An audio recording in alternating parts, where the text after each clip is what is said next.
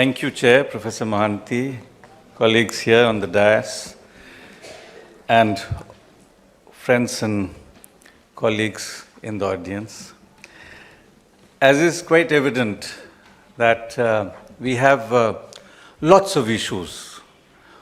वो 2-4 महीने बात करते रह सकते हैं कि जो अमरीश भाई ने कहा, इस रिपोर्ट कार्ड में जो अंजलि ने बताया, अगर इन सबको देखें तो इतनी सारी समस्याएं इस क्षेत्र को लेके हैं, शिक्षा को लेके, कभी कभी सोच के अजीब लगता है कि साहब ये हुआ क्यों, कैसे हुआ। आज़ादी के बाद से चीज़ें सुलझनी चाहिए थी, ये उलझती कैसे चली गई। तो बहुत ही एक विस्तृत पटल है। It's a large canvas that one needs to deal with, and given the fact that we have to be very focused and make a few remarks, what I would do is to stay away from a number of very critical questions which have been raised, except mention a couple of these in passing, and focus very much on issues of allocations, budgets, etc., which is an area that I look at a little more closely than many other areas. First, a couple of general remarks. I think any movement for good quality education anywhere in the world has to connect with common school system. If you remain disconnected with that, in a fundamental sense, it's a non-starter. आप फिर हाशिए पे कभी इस मांग को लेके बात कर लेंगे, उस मांग को लेके बात कर लेंगे, लेकिन मूल बात ये है, और ये दुनिया का इतिहास बताता है। OECD कंट्रीज को देखिए, आज से 20-1 वर्ष पहले तक 100% पूरी शिक्षा जो थी वो पब्लिक प्रोविजनिंग थी, कॉमन स्कूल सिस्टम थी, और उसमें वेरिएशंस नहीं थे। जिस वेरिएशंस की चर्चा हो रही थी यहाँ पे, वो विनोद रैना मुझे कहा करते थे कि दिल्ली के स्कूलों को देखो तो सरकारी क्षेत्र में 38 किस्म के स्कूल हैं, सरकारी क्षेत्र में। हम प्राइवेट सेक्टर की भी बात भी नहीं कर रहे हैं। तो ये जो पूरा एक अजीब सा पागलपन है हमारी व्यवस्था में, उसको चैलेंज करना बड़ा ज़रूरी है। OECD कंट्रीज़ में अभी भी जो है 90% से ज़्यादा जो स्कूल्स हैं वो कॉमन स्कूल हैं। आप अमेरिका को जो है इमिटेट करना चाहते हैं, सीखिए उनसे। नेबरहुड स्कूल सिस्टम उनका जो है, उसमें बराक ओबामा साहब का भी की बिटिया भी जाती थी, और जो व्हाइट हाउस में जो कर्मचारी थे उनके भी बच्चे जाते थे। तो ये एक बहुत ज़रूरी चीज़ है। जब तक आप इसको, आप कह सकते हैं साहब ऑपरेशनली ये थोड़ा ऐसा नहीं है जो बहुत लोगों को एक्साइट करेगा, तो चलिए, लेकिन कम से कम उससे जोड़ के रखना बड़ा ज़रूरी है। और इसलिए वो जो एक मुद्दा है, और उसके बहुत सारे पक्ष हैं जो साथी यहाँ बैठे हुए हैं। I am sure all of them will talk about it, but to do that, of course, you need to take this very seriously. और किसी भी चीज़ को आप सीरियसली लेना चाहते हैं तो उसके लिए पैसे चाहिए। अगर आप उसको बिल्कुल ऐसे ट्रीट करते हैं कि साहब बोलते रहें जो भी बोलना है, आउटपुट्स की हम बात कर लेंगे। एक संस्था है इस देश में जिसने प्लानिंग कमीशन को रिप्लेस किया, और उससे घटिया अर्थशास्त्र कहीं से नहीं निकल के आ रहा है। दुर्भाग्य है इस देश का कि जो तकरीबन अनपढ़ किस्म के लोग हैं अर्थशास्त्रियों में, उनको उसकी कमान सौंप दी गई है। तो क्या कहते हैं, इनपुट से कुछ नहीं होता है। ये उनका रिपोर्ट है, आप सभी लोग देखिएगा उसको।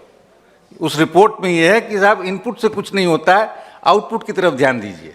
और इनपुट और आउटपुट में कोई संबंध ही नहीं है। तो इनपुट को देखना बड़ा ज़रूरी है, एलोकेशंस को देखना बड़ा ज़रूरी है। 1-2 आंकड़े मैं आपको बताता हूँ। अगर आप OECD कंट्रीज़ के साथ तुलना करें, पर यूनिट कॉस्ट जो है, पर चाइल्ड एक्सपेंडिचर जो होता है, अमेरिका अभी भी हिंदुस्तान की तुलना में 50 गुना ज़्यादा खर्च करता है तकरीबन per child expenditure there, in a context where infrastructure is many times better on an average, so that you actually don't really need to invest in infrastructure. You don't really need to invest in a whole lot of things which are already there. उसकी तुलना आप हमारे साथ कीजिए जहाँ की इतने gaps हैं, जिसकी सबकी चर्चा हो रही थी कि भाई वो 8, 9, 10, 11% जो हैं वो RTE कंप्लायंट हैं। ऐसी स्थिति में तो उनका एक्सपेंडिचर देखिए, आप जर्मनी का देखिए, नॉर्वे का देखिए, किसी का भी देख लीजिए, OECD कंट्रीज को देखिए। So you're talking of a range which is roughly 40 to 70%. अगर आप ऐसे देशों से तुलना करें जिसको आप कहेंगे साहब तकरीबन हमारे जैसे ही हैं, हम कहते हैं ब्रिक्स में बैठना हमें अच्छा लगता है, Brazil, Russia, India, China, south Africa, देखिए उनका एवरेज एक्सपेंडिचर देखिए, तकरीबन वहाँ भी आप देखेंगे 20 से 30% पर यूनिट एक्सपेंडिचर जो है बच्चों पे ज़्यादा होता है। तो ये तो स्थिति है। तो ऐसे संदर्भ में अगर हम इन चीज़ों से भागते रहेंगे, उसका एक कारण ये भी है कि हमारा जो टैक्स GDP रेशियो है वो ब्रिक्स की तुलना में तकरीबन आधे के आसपास आ जाता है। आप ब्राज़ील को देखिए तो वो 36% उनका टैक्स GDP रेशियो है, हमारा जो है 17% है। तो उससे आपको जोड़ के देखना होगा। जब वहीं पे रिसोर्स मोबिलाइजेशन होगा ही नहीं तो शिक्षा या किसी भी चीज़ के लिए आप पैसा कहाँ से खर्च करेंगे? तो ये जो मुद्दे हैं इसको ध्यान देने की बहुत ज़रूरत है। और आप देखें, वो आपने अमरीश भाई कहा कि कोठारी जी के समय से ये चर्चा हुए जा रही है। पिछले 5 वर्षों में क्या हुआ? यूनियन गवर्नमेंट का जो बजटरी स्पेंडिंग है एजुकेशन पे वो 4.6% से घट के 3.5% आ गया है। तो कितनी जिम्मेदारी से हम इसका निवाहन कर रहे हैं आप देख ही रहे हैं। आप as a proportion of GDP देखें, केंद्र सरकार का जो खर्च है वो 0.64% से घट के, सिर्फ केंद्र सरकार की बात मैं बता रहा हूं आपको, ये घट के 0.45 हो गया है। तो फ्रॉम 0.64% टू 0.45%, तकरीबन 2/3 से ज़्यादा जो है राज्य सरकारें खर्च करती हैं शिक्षा पे और बाकी जो है केंद्र सरकार करती है। बाकी छोटे निकायों को आप उसमें जोड़ लें तो फिर थोड़ा और जो गैप है वो आपको क्लियर हो जाएगा। तो ये तो एक स्थिति है जहाँ तक शिक्षा के प्रति एक्सपेंडिचर का जो सवाल है। आज तक यूनिट कॉस्ट को हमने कभी सीरियसली लिया ही नहीं। अगर यूनिट कॉस्ट को हम सीरियसली लें तो कोई तो एक बहस हो उस पर कि क्या होना चाहिए। हमारे पास उस बहस में बहुत तरह के जटिल मामले आते हैं, आते रहेंगे, वो तो होता ही रहेगा। लेकिन मान लीजिए उसको आप रिजॉल्व नहीं कर सकते हैं, कम से कम ये कर दीजिए कि जो केंद्रीय विद्यालय हैं उसको ले लीजिए यूनिट कॉस्ट, उसको ले लीजिए और उसी तरीके का खर्चा हर बच्चे पे कीजिए। अगर आप कॉमन स्कूल सिस्टम ना भी कर रहे हैं, कम से कम उस दिशा में कुछ तो आगे बढ़िए।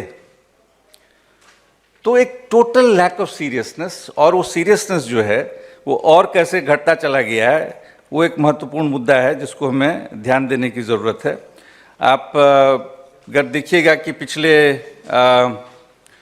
5 वर्षों में अगर टोटल एक्सपेंडिचर हम देखें जो एजुकेशन सेक्टर को लेके स्कूल पे हुआ, department of school education and literacy का टोटल एक्सपेंडिचर आप देखें तो ये जो है 2014-15 में 55,000 करोड़ था और अभी जो है 56,000 करोड़ है। बीच में काफ़ी घटा था, उसके बाद फिर जो है ये टोटल एक्सपेंडिचर मैं आपको department of school education and literacy को लेके वो फिगर आपको दे रहा हूँ। रियल टर्म्स में घट गया। अगर आप बस इन्फ्लेशन को उससे जोड़ के देखें और तकरीबन वही है अटका हुआ, तो घट रहा है। तो जहाँ तक एलोकेशन का सवाल है उसमें आप देख सकते हैं कि बहुत सारे जो इम्पोर्टेंट एरियाज़ हैं, जब इस तरीके से वो ठहराव रहेगा तो बहुत सारे जो महत्वपूर्ण एरिया हैं फिर उनके प्रति चिंता जो है बिल्कुल गायब सी हो जाती है। मसलन अभी कुछ टीचर्स ट्रेनिंग की बात कर रहे थे और कैसे हमारे पास जो हैं वो पैरा टीचर्स, और पैरा टीचर का मतलब क्या होता है? जो वो शिक्षक की तरह हो, पैरा टीचर। अरे भाई शिक्षक की तरह क्यों, शिक्षक क्यों नहीं? स्कूलों में आपके आधे के आसपास तकरीबन वही हैं, शिक्षक की तरह हैं। 10वीं क्लास के बाद भी, 12वीं क्लास के बाद भी आपका जो ट्रेनिंग सिस्टम है, तो क्या करती है सरकार लेटेस्ट बजट में? Teachers training and adult education, there is no budget, गायब हो गया। आप कह रहे हैं साहब उसको मजबूत करना है। हाँ, वो पिछले साल के बजट में जो है 1158 करोड़ से घट के 14-15 में 541 करोड़ हो गया था, इस बार गायब ही हो गया। तो आप समझ सकते हैं किस तरह से हम strengthening of teachers training institution गायब हो गया। जो ये इंपॉर्टेंट एरियाज आप समझ सकते हैं जो एलोकेशन में होने चाहिए। तो इस तरह से और भी कई एरियाज हैं, तो अगर आप उन सबको जोड़ के देखें, इसी तरीके से आप अगर ये देखें कि कौन से हेड्स हैं जिस पे एक तरीके से उदासीनता बढ़ी है एलोकेशंस को लेके, तो जितने सारे मेजर शिक्षा के क्षेत्र में जितने सारे मेजर हेड्स सब हेड्स हैं, सबके साथ वही स्थिति है। और ख़ास करके अगर आप उसमें देखें ऐसी चीज़ें जो प्रभावित करती हैं, जो निचले 50, 60, 70% की जो जनसंख्या है उससे जुड़े हुए जो बच्चे हैं, एससीज, एसटीज, माइनॉरिटीज़, बताया गया कि वो स्कूल बंद हो रहे हैं। एलोकेट नहीं करेंगे आप कहेंगे कि एक तरीके से हम जो है we want a bigger bang for every sort of buck, हर पैसे के लिए हमें जो है वो सर्जिकल स्ट्राइक वाला जो है प्रहार, उससे जो गूंज उठती है वो चाहिए। तो करते रहिए सर्जिकल स्ट्राइक हिंदुस्तान के बच्चों पे, इफेक्टिवली यही हो रहा है। मतलब एक इतनी समझिए कि दुर्दशा वाली स्थिति है, इसलिए बहुत बातें जो आपको लगा शायद उस रिपोर्ट कार्ड में कि नहीं कुछ अच्छा हो रहा है, कुछ भी अच्छा नहीं हो रहा है। समग्र शिक्षा अभियान, इट्स अ ब्लडी स्कैम। इसके माध्यम से आरटीई गायब हो जाएगा और उसमें भी हम कुछ पॉजिटिव देखते हैं। क्यों देखते हैं? कोई कारण नहीं उसमें कुछ पॉजिटिव देखने का। लेकिन मैं उन विषयों पे नहीं जाऊंगा, जैसा मैंने पहले ही कहा आपको कि मेरी जो मुख्य जो समय के हिसाब से जो समय सीमा जो है उस लिहाज से मैं सिर्फ इन्हीं चीज़ों पे फोकस करना चाहता था। तो जो अलग अलग आप देखिए 2014-15 में सर्व शिक्षा अभियान 24,097 करोड़ के आसपास था। उसके बाद वो पिछले बजट में घट के 23,000 करोड़ हो गया था, अभी 26,000 हो गया, तो तकरीबन वहीं अटका हुआ है। रियल टर्म्स में उसमें भी जो है वो नीचे आया है। इसी तरीके से अगर आप मिड डे मील को देखें तो उसमें जो है 10,523 करोड़, 9,949 करोड़। तो हम किस चीज़ को सीरियसली ले रहे हैं इसमें? जो अलग अलग महत्वपूर्ण धड़े और घटक जो हैं उसमें almost every important item is something which is facing serious inadequacy and on top of that serious neglect, further neglect, an accentuation of that neglect. तो दो रास्ते हैं। एक तो ये है कि जो भी इस इलेक्शन वाले माहौल में इन पार्टी से आग्रह किया जा सकता है, उन पर दबाव बनाया जा सकता है तमाम किस्म के जो हैं उनसे कि साहब आप कम से कम इसमें से कुछ चीज़ों को जो है एक राष्ट्र के प्रति आप अपनी कमिटमेंट दिखाएं। आप ये कहें कि नहीं हम जो है पूरी तरह से इन मुद्दों को लेके कम से कम समर्पित हैं। कहने के बाद भी ना करें अलग बात है, लेकिन कम से कम एक बहस में I think it will be extremely important. जैसे प्रोफेसर महांती कह रहे थे कि आप जहाँ भी हैं, जिस जगह पे भी हैं, at different levels, I think that's extremely important. But at the end of the day it's very important to just get back to the drawing board. हमारे यहाँ बहस जो है ना वो पूरी तरह से हाशिए पे चली जा रही। जो कोर मुद्दे हैं, जैसा मैंने आपसे कहा, यूनिट कॉस्ट वाली बात जो है, क्या वो एडिक्वेट है?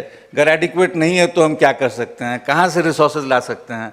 जब तक उन मुद्दों को हम केंद्र में नहीं लाएं, और ये कुछ महत्वपूर्ण मुद्दे हैं, उसके साथ साथ शिक्षा से जुड़ी हुई इतनी सारी बहुत महत्वपूर्ण मुद्दे आपके सामने हैं, उन सब पे भी आपको चर्चा करना पड़ेगा, बट मुझे लगता है कहीं ना कहीं जो बेसिक पब्लिक फाइनेंस है, बजट है, इसको जो है थोड़ा सीरियसली लेना अगर हम शुरू करें तो शायद कहीं ना कहीं कुछ गुंजाइश बन सकती है। बहुत बहुत धन्यवाद। So you got a lot of evidence how the present regime has further neglected education sector because the allocations on critical things have been reduced. तो अवहेला का बहुत सारे आंकड़े आपको मिला।